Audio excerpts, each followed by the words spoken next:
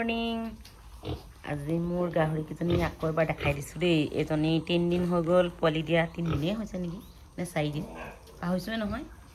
এইকেইটা ইয়াতে 3টামান এইটো পাঠাটো নিচিনা ওলাইছে। তাৰপাছতে আৰু এইখিনি ইয়াতে থৈ দিছোঁ। এতিয়া মাকে হেঁচা মাৰি পায় নেকি বুলি নমাম আৰু 2দিনমান পাছত, মানে টোটেল এসপ্তাহ 10 দিন হোৱাৰ পিছত নমাই দিম। এইখিনি ইয়াত থৈ দিছোঁ। আৰু সেইজনী মাকজনী হেমচাই হয়। পাছতে এইখিনি 1 মাহ হোৱা নাই, 7 তাৰিখে 1 মাহ হ'ব।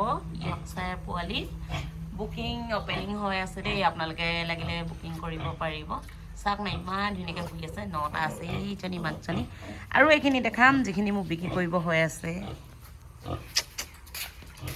আৰু এইজনীয়ে দিবলৈ আছে। এইকেইজনী চাওক না, ইমান ডাঙৰ ডাঙৰ। এইকেইজনী দিবলৈ আছে। 2জনী একেলগে থৈ দিছোঁ, ৰুমটো ডাঙৰ।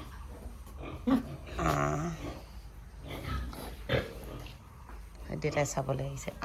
ই বহুত ভাল হয়, বহুত ঠাণ্ডা। আৰু এইটো শুই আছে। সেইজনীও দিব, এইজনী 7 তাৰিখে দিব। সেইজনী অলপ দিন আছে বাৰু। তাৰপাছত এইকেইটা গুলুমুলু গুলুমুলু কুলুক কুলুক কুলুক কুলুক কুলুক। শুই আছ যে, মাকজনীক খাই পেলাইছোঁ আৰু দেই। ইহঁতক ছাইড কৰিবলৈ হৈ গ'ল। 20 তাৰিখে ইহঁতৰ 2 মাহ হ'ব।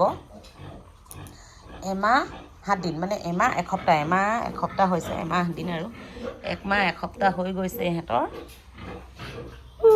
38 days। উঠচোন। এইটো পাঠাটোৰ নিচিনা কালাৰটো আহি গ'ল। চাওক, ইয়াতো 9টা আছে। ইমান ধুনীয়াকৈ শুই আছে, একদম মানে গমেই নাপায় মানে মই যে মাতি আছোঁ। আৰু দেখাই দিলোঁ আপোনালোকক। মোৰ চেহেৰাটো নেদেখাওঁ এতিয়া, মই যিহেতু এতিয়া ৰাতিপুৱা হৈ আছে, জাহা তাহাকৈ আছোঁ। ফাৰ্মখন চফা কৰা হোৱাই নাই। বাকী পাছত দেখাই থাকিম দেই। Bye bye.